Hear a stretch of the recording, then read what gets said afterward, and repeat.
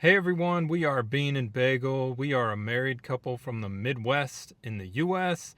I'm from Michigan, she's from Minnesota.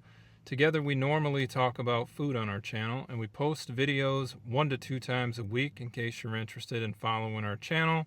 We are glad to have you. Today we're going to talk about some of the current events about ICE, because we are residents of Minneapolis, St. Paul, so we thought it would be a relevant perspective. In addition, local restaurants have been impacted by those current events, and since our channel is largely food related, we thought that that would also be relevant. The other perspective that we thought you might find interesting is that both of us have experiences with social work and assisting clients in crisis, doing crisis response. I've done search and rescue in addition to both of us doing social work, like I said. We're going to break this video up into 2 categories. One is just our individual personal thoughts, and then we're going to talk about our perspectives as Christians, because we thought that would be interesting to talk about as well, because we both are Christian. We're going to start with personal thoughts. So, one of my personal opinions is that I think there's already a lot of suffering in the world, and I don't believe that my government needs to cause more suffering in the world. And I also do not want my tax dollars to pay for more suffering that our government inflicts. Just one of my personal thoughts. Another personal opinion that I have, kind of coming from that social work background and perspective, is I've learned a lot about trauma over the years and the current situation and tactics. I feel like they are causing more trauma than is necessary. It's causing a lot of harm. And with trauma, the more you learn about trauma, the more you learn there's not just mental health aspects, there are physical health aspects to trauma that can carry on and potentially last a lifetime. And I just feel like there's many things that are causing harm that are completely avoidable. I also fully believe in what Dr. Martin Luther King said when he said, "Injustice anywhere is a threat to democracy everywhere." And I feel like there's, human rights that are being violated. There's due process and those kind of things that are being violated. So from just like a human rights level, from my personal perspective, I believe that everyone should be treated with dignity, and that's not what I'm seeing as a resident of the Twin Cities. Another thing that I would say is I fully believe that it's wrong for an entire group of people to be punished for the actions of a few people. And I think, there are sacrifices that we all have to make sometimes in order to have a better society, but I don't want those things at the cost of due process and our rights as, people who reside here in the United States and just human beings in general. So those are some of my thoughts. For me, I try to approach these topics as if I'm not trying to win the argument. I try to avoid the extremes of each argument. So what I'm finding with this topic specifically is there are some people who are trying to say that they love that another side loves all criminals, and then there's another side that says that they hate all immigrants. And to me, those are the extremes of each side of the argument. And I don't think a majority of people believe those 2 extremes. I think that is a tactic to try to win an argument. And so that tells me, if I'm stuck in that argument, to exit that discussion, because it's more about trying to win it instead of actually having the discussion. when I say a rational kind of discussion, what I mean is what helps me is I try to break it up into two things. One is let's have a discussion based on is it legal what ICE is doing? And then the other one is it moral? Right? So like if I'm having those two discussions, that helps me keep it compartmentalized to where we can actually come up with some personal beliefs in addition to potentially some facts. And so when I say, is it legal? One example could be the state of Minnesota ruled that ICE is not violating the 10th Amendment. So as an example, that's a fact. They ruled that the 10th Amendment wasn't violated, and so therefore they're saying, according to the 10th Amendment, that ICE is legal. However, what they're not saying is what their ruling is on all the other amendments. And I'll be curious to hear those rulings if they happen and probably when they happen. In addition to, there's a federal judge in Minnesota who said that 100 court orders were violated by ICE so far. I don't know all of the ins and the outs of that, but if that's true, then that's a legal debate. That's a legal discussion of, what's right, what's wrong. As far as what I believe, I believe that ICE is in violation of a number of amendments. And so I have a hard time with siding with them from the legal perspective. But I'm not a lawyer either, so I don't want to claim to be one. But that's just my personal perspective. When I talk about it from the standpoint of morality, to me, it's like it depends on everybody's viewpoint of morality. I mean, some people have super extremes of what morality is and isn't. And so that's why I think it's helpful to have an individual conversation about morality first, and then we can talk about ICE. But if we're talking about ICE, and we're talking about morality, number one, if you're just talking about taxes, for instance, there could be a discussion about are taxes moral or immoral. And for me, I kind of fall on the line of, okay, I don't think it's moral for someone to take my money without me asking, but I can also see the benefits of a country having taxes and how they put it to use. But it's probably immoral, in my opinion, if they're taking money without asking me and then on top of it, creating panic and fear with that money. I think the other side of this is legal and moral, but what I mean is ICE took an oath to the Constitution, so there's a legal debate there. Should they be doing what they're doing because of the oath that they took? Or are they allowed to be vigilantes? And we have to decide that whatever they're doing is moral or immoral, right?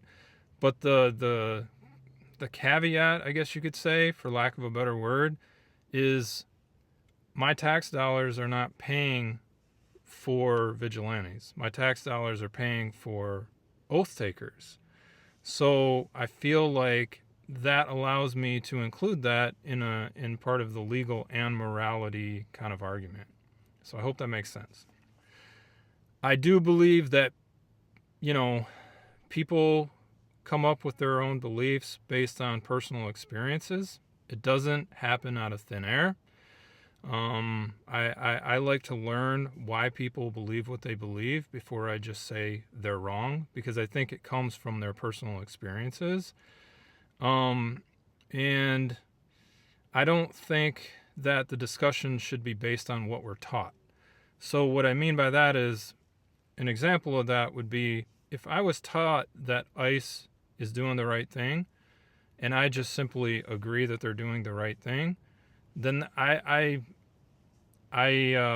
struggle with that. I'll just say that, to have that discussion, because that would be like me saying, like when we're in elementary school, America's the greatest country in the world. Okay, well, then the argument there could be, is that based on you've lived in every single country, including America, and you're making that determination? Or are you believing that because you were taught that in school, that America's the best country in the world? And I would say this too, my additional concerns about ICE aren't just about current events. Like, I think it dates all the way back to 2002 when they were first implemented. Because back then, they were implemented in part because of what happened with 9/11. And there's been a lot of controversy about ICE dating all the way back to then, where people people from the Middle East who were immigrants here, they felt like they were being violated after 9/11. And then you can fast forward to COVID, and people from Asian descent felt like they were being violated. And then everything in between those and after, whether it's Latino, Native Americans, and whomever else, like there have been documented like concerns with ICE that have happened over the course of 2 decades, and it's not just current events.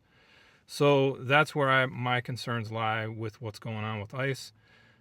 But I also understand the necessity for border patrol, right?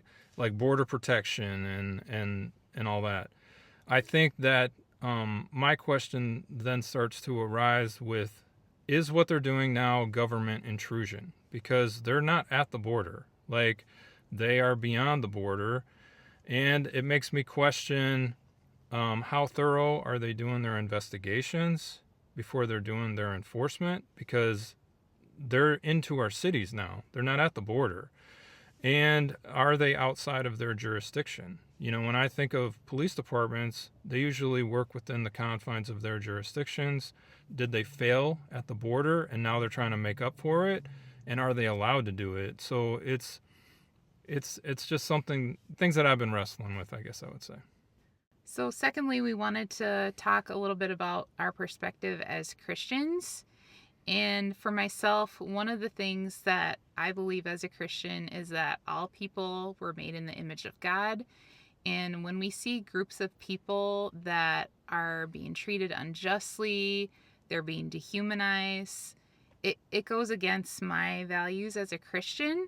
That's one of the reasons why I can't support what's going on, because I do feel like there is dehumanization, there is not treating people justly, treating them as though they were made in the image of God. Secondly, I believe that the Bible tells us to love our neighbors, and that includes anybody that's around you. It doesn't matter what they look like, what religion they are, where they come from, their legal status, anything like that. We're just called to love them. There's also many, many scriptures that tell us to welcome foreigners and immigrants and, people that are vulnerable, basically. When you don't know the language and you don't know the culture, you're automatically put in a more vulnerable position. And the Bible is clear about that, in my opinion. So we are supposed to defend people that are oppressed. We're supposed to call out evil. We're supposed to speak out for people who may not have a voice. And that's just part of the reason why, like we said, I can't support it. I also take to heart that the Bible tells me that I'm supposed to love my enemies and pray for people that hurt me. And that's really hard right now because I feel like ICE is my enemy. They're the enemy of people in my city. And it's very difficult to try to love them. But I'm also somebody that has a lot of compassion for people from any walk of life. And, I know that there are people that are working for ICE that, they might have gotten into it for one reason or another, and they're not able to see at this time that what they're doing is wrong, and I can pray for their eyes to be opened. But that's something that I'm wrestling with too, is just trying to figure out what that means and what that looks like when you are trying to love somebody that's your enemy. For me, when it comes to my faith, I don't speak for all Christians. I'll just say that. I prefer to let people speak for themselves, and I prefer those people to let me speak for myself. And I've heard a lot of people speak on behalf of all Christians, and I'm just going to speak for myself. Thank you very much. And I don't want to speak for them either, is all I mean. So I've always believed that being a Christian is based on people's personal testimonies. I think a lot of Christians would say that there is power in our testimony, and even the Bible says that. So every perspective on Christianity and current events is valid. You know what I mean? Like, every person's perspective is valid. I believe that. But I think where I struggle as a Christian with supporting what ICE is doing is I know what I've seen. And my information is coming from my eyes and from my community, and not just from the news. And as a Christian, it's like, if I believe the witness accounts from the Bible, right, which was written centuries ago, then I feel like I should at least listen to the witnesses of current events. Because, like, I have to ask myself, like, if I lived in those days, like in the biblical days, like, would I ignore the accounts of the disciples and only listen to the Romans? And that kind of applies today. You know what I mean? It's like, do I only listen to what my federal government is telling me and ignore what all the people that are personally experiencing it and don't have any power, like, are saying? So I struggle with that.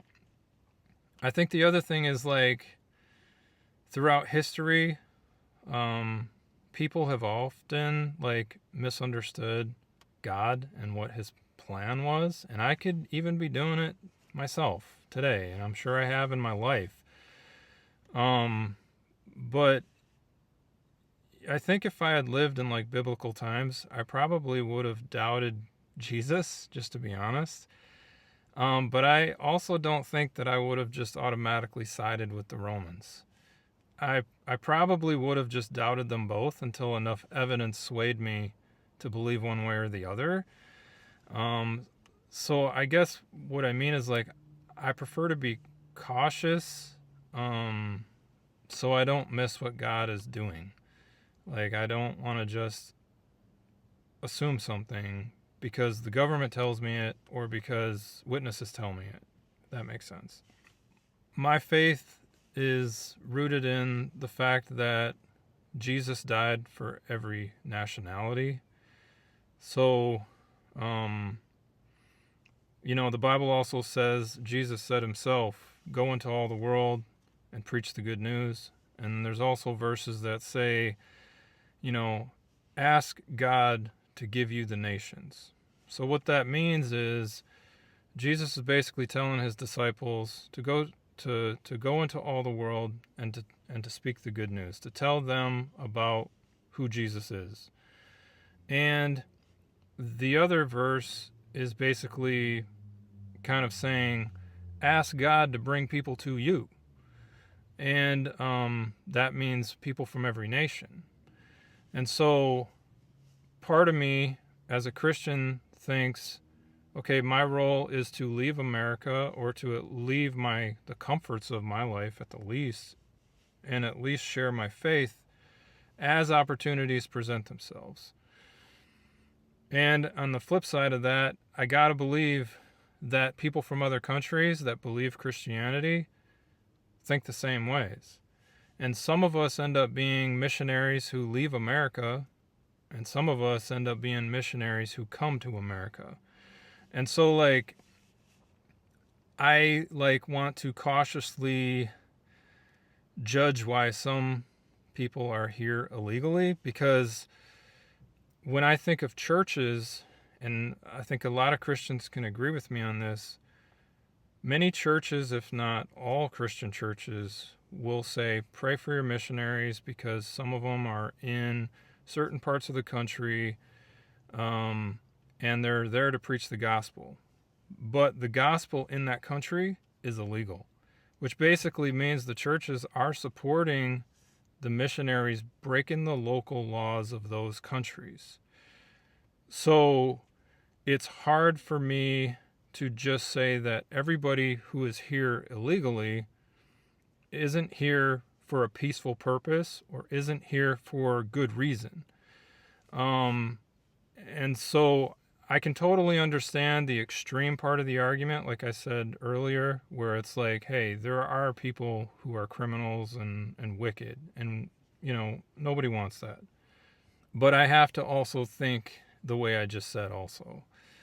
The last thing I was going to say is ICE agents who just follow orders and ignore their oath to the Constitution, like, remind me of Christians who obey the Bible without understanding the depth of it. So what I mean is, if you look throughout American history, there's a lot of leaders who have used the Bible as a means to say what people should and shouldn't do, and don't understand the depths of it in their own lives, like in their own hearts. Like, they've used it as a tool. And like when I became a Christian, like, just like a lot of people, it was based on personal experience, but it wasn't just based on the Bible told me to do this, so I'm going to do it. There was a depth behind what made whatever the Bible said real to me in my life. And I think the same needs to be true of our ICE agents. Like, when you say you're going to follow an oath, or if you are enforcing the law, like, there's a depth to it. And so I'm not saying that certain ICE agents don't feel that way. What I'm saying is there may be some who have been lied to. And I would say that, like, we all can understand that when we were younger or in our youth, we could say, like, you know, the whole arguments about education and things like that. You sign up for a student loan or you sign up for the military. Like, you don't fully understand everything you're doing in those moments when you're signing up for such a long-term loan, or when you're signing up for something that's what the military is. And you don't realize it later, but you're trusting the leaders of your government to lead you in the right direction, or the leaders of your institution to look out for you and give you a job after the fact. And so I just have a lot of struggles as a Christian to fully support what they're doing. But I do understand both extremes of the argument. So those are our thoughts. What are your thoughts? We're interested in hearing your opinions, as long as they're productive. Any unproductive, like, comments, you know, personal insults or whatever, we're not going to, like, entertain those, just so you know. But we sincerely want to know your perspective. Like, and we both are sincerely okay with people disagreeing with us. I just want to understand, like, what is your personal experience and why do you believe it? And I know that's hard to do in a comment section. So if you don't, I get it. And definitely with what we did today, do we intend to insult anybody if that's the way you took it? And also support, like, your local restaurants and businesses, immigrant-owned businesses and stuff like that, because regardless of what you believe, they are struggling. We're glad that you joined us. We look forward to you watching our future videos, and we hope that you have a good day. Bye. Bye.